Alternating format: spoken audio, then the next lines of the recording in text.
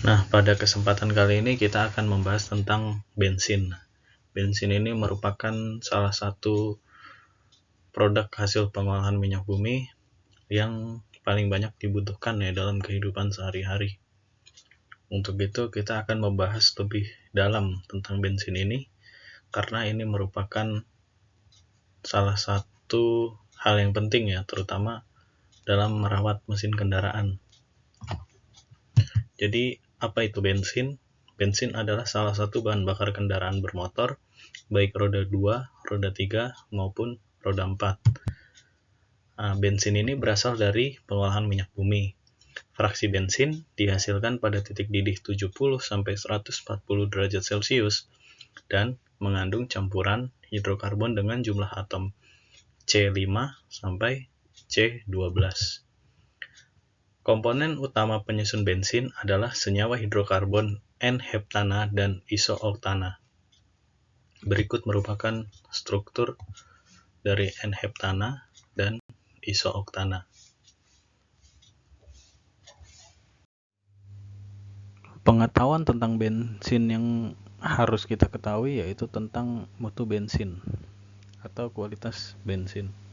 Mutu bensin dinyatakan dengan bilangan oktan. Bilangan oktan adalah suatu bilangan yang menyatakan kemampuan suatu bensin untuk mengatasi knocking ketika terbakar dalam silinder mesin. Apa itu knocking? Knocking merupakan suatu peristiwa di mana bensin terbakar lebih dulu atau terlalu cepat akibat tekanan kompresi, sebelum piston berada pada titik mati atas dan saat busi memercikan api di ruang silinder mesin. Knocking ini memiliki dampak yang buruk bagi mesin karena dapat menyebabkan mesin cepat rusak dan tenaga mesin yang dihasilkan tidak maksimal. Nah, berikut ini peristiwa knocking dijelaskan oleh animasi sebelah kiri. Nah, jika diamati dan dibandingkan dengan piston yang berada di sebelah kanannya, nah ini terjadi pembakaran bensin lebih dulu ya.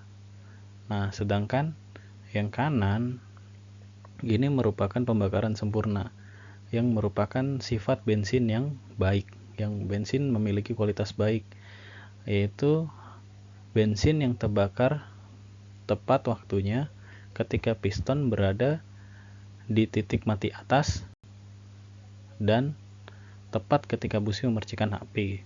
Nah, ini merupakan gambaran pembakaran bensin yang baik.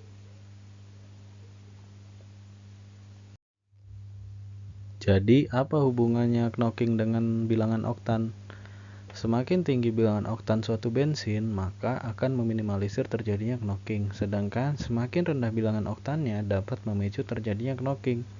Bensin dengan bilangan oktan tinggi lebih sulit terbakar daripada bensin dengan bilangan oktan rendah. Jadi artinya semakin tinggi bilangan oktan suatu bensin, maka semakin bagus kualitas dari bensin tersebut. Lalu, bagaimana cara menentukan bilangan oktan? Bilangan oktan ditentukan berdasarkan jenis rantai senyawa penyusun yang terkandung dalam bensin. Senyawa yang memiliki rantai lurus akan lebih mudah terbakar sehingga dapat memicu terjadinya knocking. Sedangkan senyawa dengan rantai bercabang memiliki sifat yang tidak mudah terbakar sehingga baik untuk mengatasi knocking. Untuk itu, bensin yang berkualitas baik maka akan mengandung lebih banyak senyawa rantai bercabang dibandingkan dengan senyawa rantai lurus.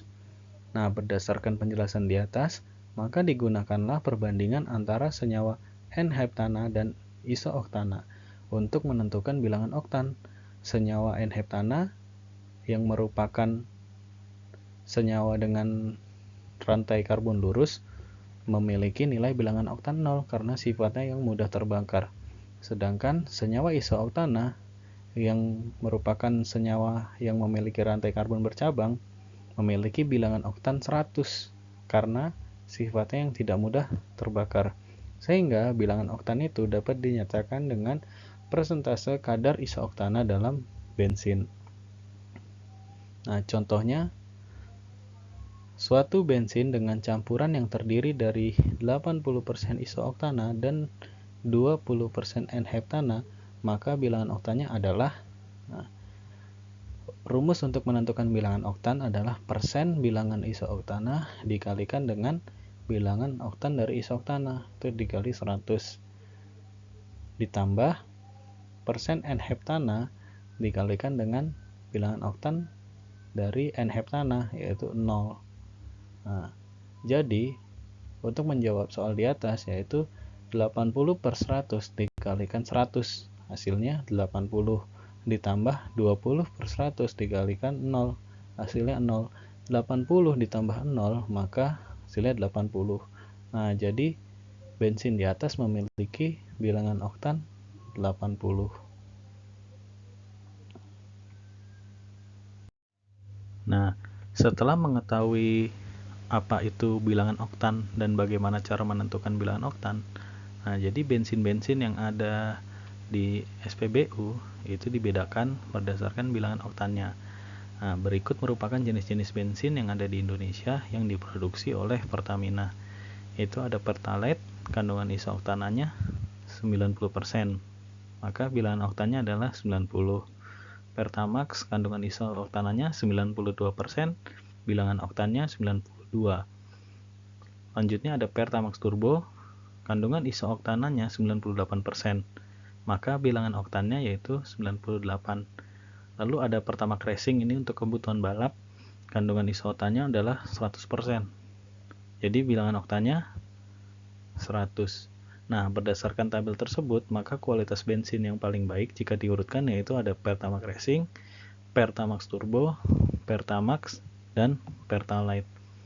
Nah, di sini muncul pertanyaan, namun apakah kendaraan yang kita miliki harus diisi bensin dengan kualitas yang baik seperti Pertamax Racing atau Pertamax Turbo? Jawabannya, ternyata tidak. Dalam memilih bensin untuk kendaraan, harus disesuaikan dengan rasio kompresi mesin kendaraan yang kita miliki. Nah, lalu muncul pertanyaan, apa itu rasio kompresi? Nah, ini akan kita bahas pada slide selanjutnya. Jadi, sebelum mengetahui apa itu rasio kompresi, kita harus tahu dulu apa definisi dari kompresi. Kompresi itu merupakan peristiwa pemadatan volume gas dan udara dalam silinder mesin menjadi lebih kecil. Nah, ini terjadi dalam pergerakan piston kendaraan saat posisinya berada di atas. Nah, rasio kompresi ini menunjukkan perbandingan antara volume silinder saat piston berada di bawah dan saat piston berada di atas. Nah, rasio kompresi ditunjukkan pada siklus mesin pada tahap 1 dan 2.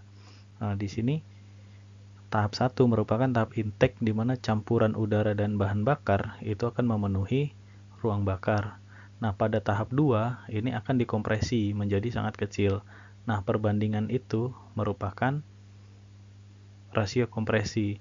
Nah, apabila terdapat kendaraan bermesin satu silinder yang berisi 150 cc. Pada saat piston berada di posisi bawah silinder, itu terisi penuh campuran udara dan bensin 150 cc. Jadi ketika piston berada di bawah, itu volume ruang bakarnya adalah 150 cc, dan pada saat piston berada di atas, dikompresi campuran bensin dan udaranya, itu volumenya hanya menjadi 15 cc. Berarti rasio kompresinya yaitu 150 per 15, yaitu adalah 10. Maka rasio kompresinya 1:10. Lalu apa hubungannya bilangan oktan dengan rasio kompresi? Nah, apabila terdapat mesin dengan rasio kompresi yang besar, maka bensin yang digunakan juga harus dengan bilangan oktan tinggi. Jika tidak, maka bensin akan terbakar lebih dahulu akibat besarnya tekanan kompresi. Hal tersebut dapat menyebabkan terjadinya knocking. Nah, berdasarkan hal tersebut, maka kita tidak boleh asal untuk mengisi bensin kendaraan yang kita miliki. Nah, untuk mencari informasi tentang berapa rasio kompresi dari mesin kendaraan kita, itu kita tidak perlu ke bengkel atau repot-repot dalam mencarinya. Biasanya informasi mengenai rasio kompresi ini terdapat pada buku panduan kendaraan. Nah, berikut tabel rasio kompresi mesin motor dan bilangan oktan bensin yang disarankan. Pertalite memiliki bilangan oktan 90, baik untuk kendaraan dengan rasio kompresi 9-10 banding 1. Pertamax bilangan oktan 92, baik untuk mesin dengan rasio kompresi 10-11 banding 1. Pertamax Turbo dengan bilangan oktan 98, baik untuk rasio kompresi mesin 11-13 banding 1. Pertamax Racing, nah ini jarang dijual di pasaran ya karena hanya untuk kebutuhan balap. Memiliki bilangan oktan 100, baik untuk mesin dengan rasio kompresi 13:1. Nah, berdasarkan tabel tersebut, jika suatu kendaraan diketahui memiliki rasio kompresi mesin 10,5:1, maka bensin yang baik untuk digunakan yaitu adalah berdasarkan tabel adalah Pertamax. Nah, hal ini pemilihan bensin yang tepat itu agar pembakaran dalam mesin terjadi secara sempurna dan tenaga yang dihasilkan maksimal serta tidak memicu terjadinya knocking, sehingga mesin kendaraan dapat bekerja secara efisien dan tentunya mesin kendaraan akan semakin awet. Nah, terdapat beberapa cara untuk menaikkan bilangan oktan, yaitu diantaranya dengan reforming. Nah, seperti yang kita pelajari pada materi minyak bumi, reforming merupakan mengubah struktur rantai suatu molekul dari rantai lurus menjadi rantai bercabang. Nah, jadi dalam bensin ini kan sudah kita ketahui sifat dari senyawa rantai lurus itu tidak terlalu baik, ya kan? Jadi kita perlu ubah untuk menaikkan bilangan oktannya jadi rantai bercabang. Contohnya ini N-oktana terdiri dari 8 atom karbon diubah menjadi iso-oktana. Yang kedua ada dengan cara blending. Blending ini mencampurkan bahan aditif ke dalam bensin seperti TEL atau tetraethyl dengan rumus PbC2H5 4 kali. Nah, penambahan TEL membutuhkan etilen bromida C2H4Br2 agar Pb berubah menjadi gas. Nah, ketika terbakar bersama bensin akan terbentuk PbBr2. Nah, ini sangat berbahaya dan dapat merusak kerja sistem saraf. Oleh karena itu, pada saat ini penggunaan TEL ini sebagai aditif untuk menaikkan bilangan oktan bensin sudah dilarang. Zat aditif lainnya yang bisa ditambahkan dalam bensin untuk meningkatkan bilangan oktan yaitu adalah MTBE, metil tersier butil ether, dengan rumus kimia C5H12O.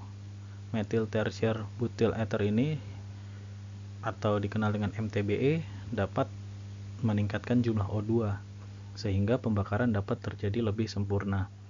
Nah, yang terakhir zat aditif yang bisa ditambahkan yaitu etanol dengan rumus kimia C2H5OH. Etanol ini dapat dihasilkan dari tumbuh-tumbuhan dan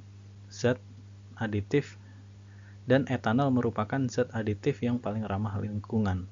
Nah, etanol ini juga dapat meningkatkan jumlah O2 seperti MTBE sehingga dapat meningkatkan bilangan oktan suatu bensin dan pembakaran yang terjadi juga lebih sempurna.